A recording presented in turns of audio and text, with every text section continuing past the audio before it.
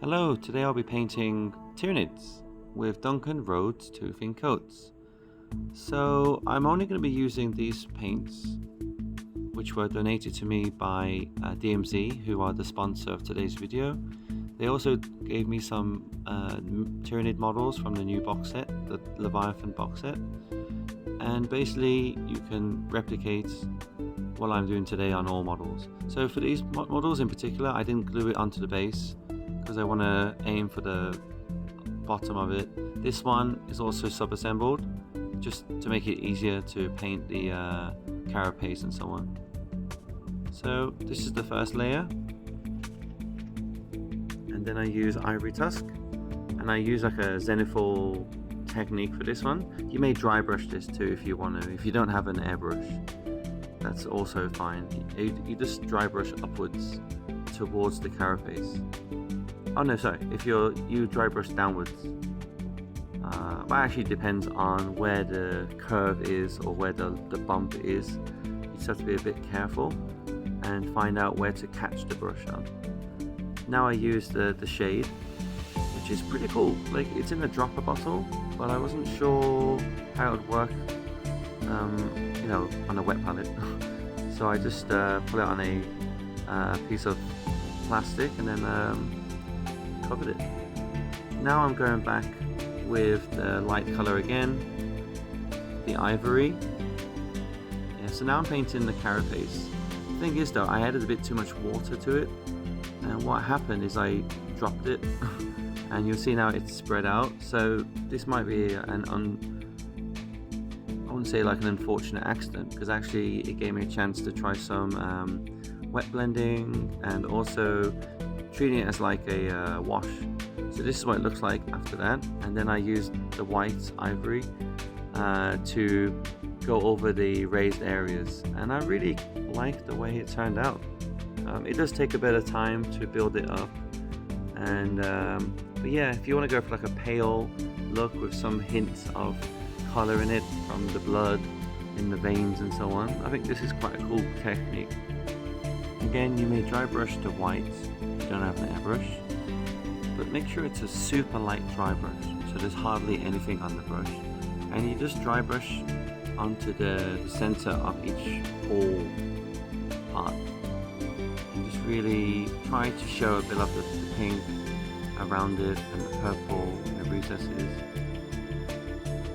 And you see here I've kind of misted it, so there's some kind of transition. And then I also use the white. So I said ivory before, but I meant the white. That's the last paint in the free paints. And I just go over the arms, the legs, and now I'm using the second brightest purple to just zenithal, which you can dry brush again as well, over the armor, the tail. And I'm not being too careful, my airbrush is quite precise. And I also use the same color to airbrush some areas that might have some discoloration, some swelling, inflammation, or just add some interesting colors to the model and add some variety to it.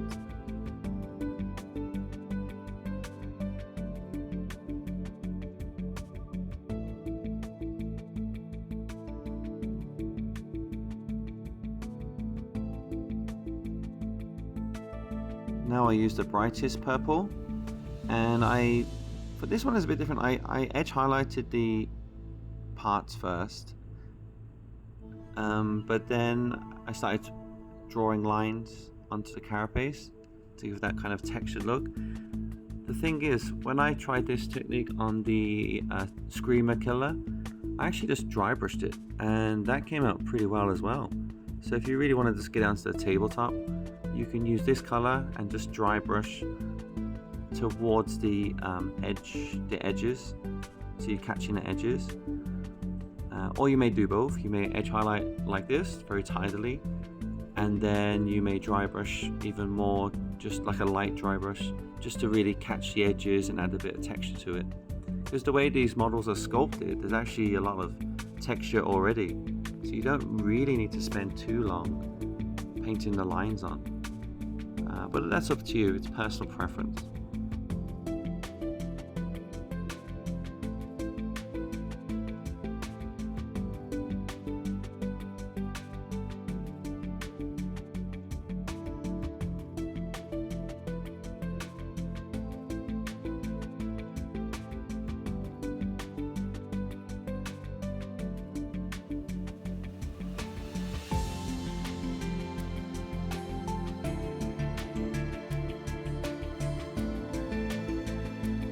I'll use the black shade, and I just go into all the recesses of the model just to add some shadows and add some dimension to it.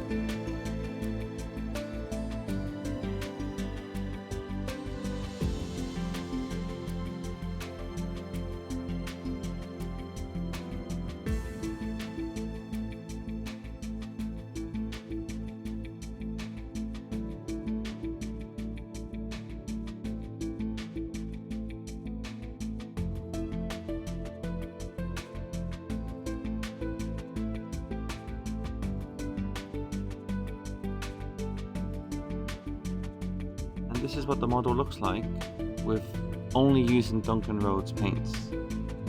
So if you like it, please give a thumb up, and if you want to see more, then please subscribe. I hope you enjoyed the video, and message me if you have any questions.